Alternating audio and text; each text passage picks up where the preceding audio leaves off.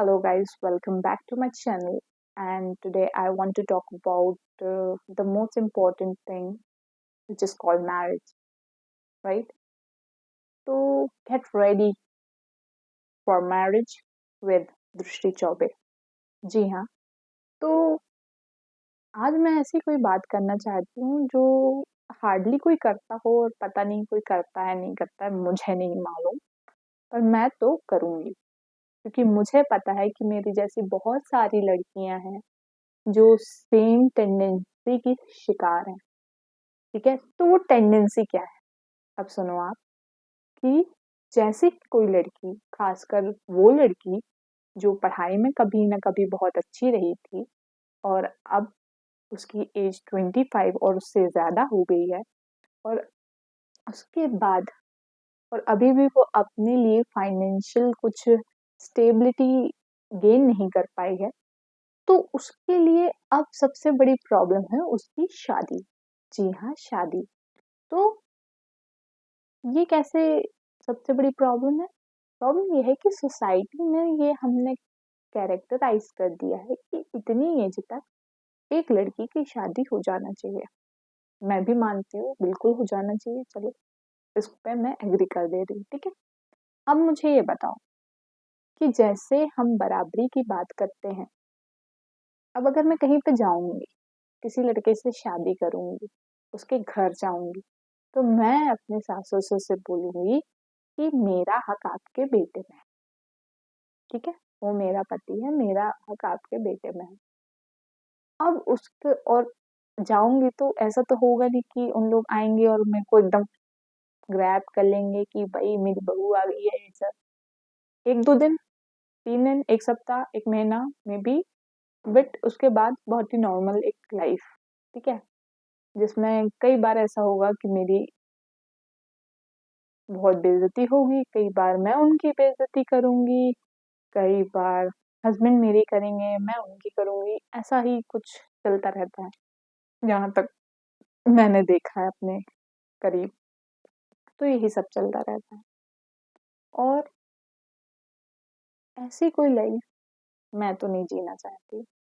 सच बताऊं तो मैं बहुत नॉर्मल इंसान हूँ और वैसे ही लाइफ में जीना चाहती हूँ, और ऐसी बहुत सारी लड़की होंगी मेरी जैसी जो अपनी लाइफ को बहुत बेहतरीन तरीके से सोचती होंगी कि वो, खासकर वही लड़कियां ऐसी सोचती होंगी जिन्होंने कभी भी ये नहीं समझा कि उनके पेरेंट्स ने जो कुछ भी किया है वो उसका है.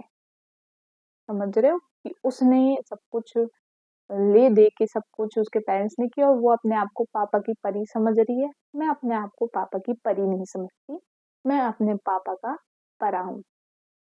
ठीक है, अब आ गई बात समझ में?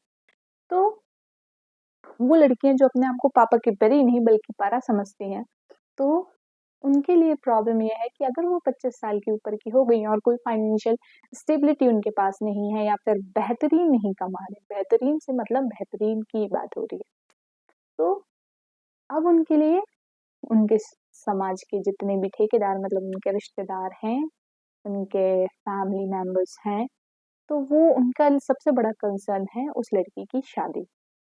ठीक है, पर जब कोई लड़की सेल्फ अवेयर रहती है, सेल्फ अवेयर मतलब उसको अपना पोटेंशियल मालूम रहता है, उसको मालूम रहता है कि वो क्या कर रही थी, वो क्या कर रही है और वो क्या करना चाहती है, और इस चीज को लेके वो बहुत क्लियर और स्ट्रिक्ट रहती है अपनी लाइफ में, तो कोई इंसान इस चीज को डाइजेस्ट नहीं कर पाता है, चाहे वो आपके खुद के अपने लोग ही क्यों ना हो.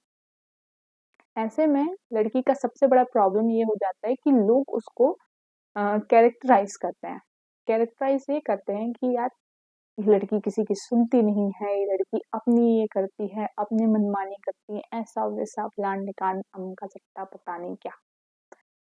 भाई, तुम मेरे बारे में, ये दुनिया जहान मेरे बारे में क्या ओपिनियन करती है, ये मैं बहुत पहले छोड़ आई हूँ. पहले मेरे को बहुत प्रॉब्लम थी इस चीज से कि क्यों जब मैं ऐसी नहीं हूँ, क्यों ऐसी वाली बातें हो रही हैं, तो मेरे को बहुत बुरा लगता था ना. अब मैंने उस चीजों के कारण मैंने बहुत सी चीजें अपनी पीछे छोड़ा है कि यार जाने दो, लोगों को मेरे रहन सहन से प्रॉब्लम थी, ये रहती कैसे है, भाई मैं बाकी तरीन लड़कियों की तरह तो मैं बिल्कुल भी नहीं रहती कि कोई मुझे बोले कि मैं रहती कैसी हूँ। उसके बाद भी लोगों को प्रॉब्लम था कि मैं मेरा पर्सनैलिटी इस तरीके का क्यों है, ठीक है। पर मैं अपनी लाइफ में एक बहुत ही हिसाब से मैंने अपना लाइफ जिया है और मैं अपनी लाइफ में बहुत ही लिमिटेड लोगों के साथ रहती हूँ। जो लोग मुझे पसंद आते हैं, मैं उनके साथ रहना और बात करना पसंद करती हूँ। और बाकी सब में मेरा कोई इंटरेस्ट नहीं है और यहाँ तक कि मुझे कोई इंटरेस्ट ये भी नहीं है कि इसकी लाइफ में क्या चल रहा है। ये तो मेरा कभी इंटरेस्ट था भी नहीं। मेरा सबसे बड़ा इंटरेस्ट सिर्फ और सिर्फ मैं हूँ और मैं अपनी लाइफ को इस पॉइंट ऑफ व्यू से बनाती हूँ कि यार right now if I'm getting like 10 to 15,000, it doesn't mean that I am independent woman. इस बात को मैं बहुत अच्छे से जानती हूँ। आप अगर 10-20 हजार रुपए कमा रहे हैं एज अ गर्ल और आपकी फैमिली है, तो आप कैसे कह सकते हो कि उस 15-20 हजार में आप एक अच्छी लाइफ जी सकते हो। 15-20 हजार एक व्यक्ति के लिए, अगर मेरे को सिर्फ मेरा खर्चा हो तो मैं उसको कह सकती हूँ कि हाँ यार ये पर्याप्त है, इट इज सफिशिएंट। बट अगर मुझे पूरी फैमिली उस 20 हजार में पालना हो, जिसमें मेरा पति हो, जिसमें मेरे 2 से 3 दिन जितने भी बच्चे हो, भगवान जाने, तो ऐसे में तुम मुझे ये बताओ कि कैसे मैं वो 15-20 हजार में मेरा घर कैसे चलेगा। बताओ तुम, अगर तुम एक नॉर्मल मिडिल क्लास फैमिली को बिलोंग करते हो, तुमने थोड़ी ठीक ठाक पढ़ाई कर रखी है, तो तुम एज अ गर्ल अपना घर चला पाओगी। अगर कुछ लड़कियां हैं, हम क्यों चलाएंगे, हमारा भी तो हस्बैंड है, वो कुछ नहीं करेगा। क्यों, तुम शादी कर लेती हो, कुछ कमाती नहीं हो, तो वो तुम्हारा कुछ पूरा नहीं करता क्या। मैं इतना जानती हूँ कि कोई भी लड़की, क्योंकि मैं खुद भी एक लड़की हूँ और इस साइकोलॉजिकल फैक्ट को मैं बिल्कुल क्लियर कर सकती हूँ कि कोई भी लड़की ये नहीं चाहती कि उसका हस्बैंड कुछ ना करे। बल्कि लड़के ये जरूर एक्सेप्ट कर लेंगे कि उसकी वाइफ अगर कुछ नहीं कर रही है तो इट इज फाइन। पर कोई भी लड़की ऐसा लड़का बिल्कुल नहीं पसंद करेगी। I am stating the fact here कि कोई भी लड़की ऐसा लड़का पसंद नहीं करेगी जो कुछ भी ना करता। Are you getting me. पर ऐसे में अगर कोई लड़की थोड़ा सा भी सेल्फ अवेयर है और वो चाहती है कि वो, अगर उसका थोड़ा सा ये कंसर्न है कि आगे चल के क्या पता कि लाइफ किसकी कैसी है, क्या उसको एक सुटेबल पार्टनर मिल रहा है कि नहीं मिल रहा है, और वो कितना कमा रही है, ऐसा कुछ है कि नहीं, तो वो ऐसे में क्या करेगी। तो उसके पास एक कंसर्न हमेशा से रहेगा कि वो ये समझेगी कि यार ये जो 10-15 हजार है ना यार, ये मेरे लिए पर्याप्त नहीं है। भले आगे उसको मिल जाए कोई अच्छा बढ़िया कमाने वाला, इट इज उसकी किस्मत भाई, है ना। पर कौन जानता है। पर अगर उसका ये कंसर्न है कि भाई वो जो 15-20 हजार मुझे मिल रहा है, it is not sufficient for me, तो ये दुनियादारी को वो कैसे समझाए कि उसको तो वो कम लग रहा है, ठीक है। फिर उसके परिवार वाले, उसके घर वाले अगर 25 साल की, तो कहते कि भाई शादी कर लो, अब तो उम्र हो गई है, अब शादी कर लो, अब तो कर लेनी चाहिए। पर वो लड़की का एक डर ये बना है कि भाई अगर उसने शादी कर ली, क्योंकि उसकी आंखों के सामने कुछ ऐसी चीजें घटित हो जाती है, वो किसी का रिश्ता टूटते हुए देखती है, तो उसको ये चीजें बहुत इफेक्ट करती हैं यार। कि अगर किसी लड़की का घर टूट जाता है, मान लो किसी लड़की का कुछ डाइवर्स, अगर उसने ऐसा कुछ देख लिया है, तो उस लड़की के मन में क्या इफेक्ट पड़ता होगा जिसने देखा है। और तुम उससे फिर बोलते हो कि यार तुमको शादी कर लेनी चाहिए। भाई पहले ही वो लड़की तो शादी के नाम से डरी भरी बैठी है, उसको नहीं पता कि पता नहीं कौन सी एक कौन सा इंसान कैसा मिल जाए, ठीक है, क्योंकि उसने तो ये सब देख रखा है, ठीक है। और एट द सेम टाइम उसको ये लगता है कि यार 15-20 हजार वो जितना कमा रही है, और कल को शादी हो गई और कोई छोड़ के भाग गया, समझो यार इस बात को कि शादी हो गई, कोई छोड़ के भाग गया, तो घर वाले भी हाथ खड़े कर देंगे, ठीक है।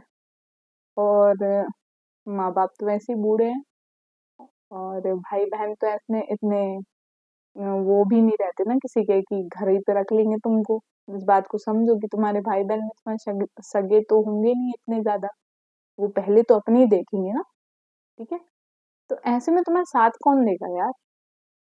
और अगर तुम अपने घर वापस आ जाओगी तो समाज के 50 लोग तुम्हें तुम्हारी जो ऐसी तैसी करेंगे, उस चीज को तुम मानो, तुम कितनी भी अच्छी लड़की क्यों नहीं रहोगी, कितना भी क्यों कुछ नहीं होगा, वो तुम्हारे ऐसी तैसी करने के लिए बिल्कुल पूरे तरीके से खड़े रहेंगे।